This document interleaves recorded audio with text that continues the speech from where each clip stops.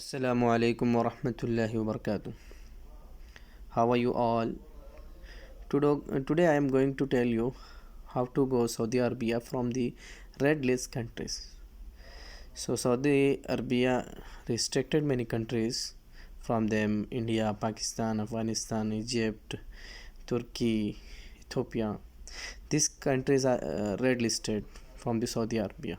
So the right now Saudi allowed for teachers and students, they can travel from their origin city to the Saudi Arabia directly. So right now I am going to tell you how many documents required to travel to Saudi Arabia directly. First of all, you all have the passport and you have to book your ticket, and RT-PCR required before the 72 hours. And after that you should have tawakkalna application. Tawakkalna, that status shows that you are immune means you took 2 doses in your country, either in Saudi Arabia. And then if you have sahati report, that is sahati application is also there, you have to download that sahati application, then you will get over there your report. So you have to download that report.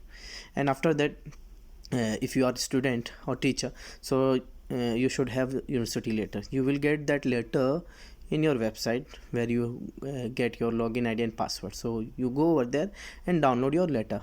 And everyone have a university ID card, so keep your ID card with you, and as well as Iqama, because in airport they are asking about Iqama. And valid visa, it is mandatory for everyone, so you should carry valid visa to travel.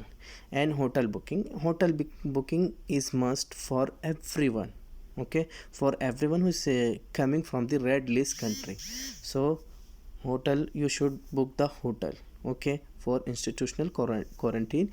Over there your corona test will be done first day and last day, and after that you can leave to your university and your destination. Assalamu alaikum wa rahmatullahi wa barakatuh.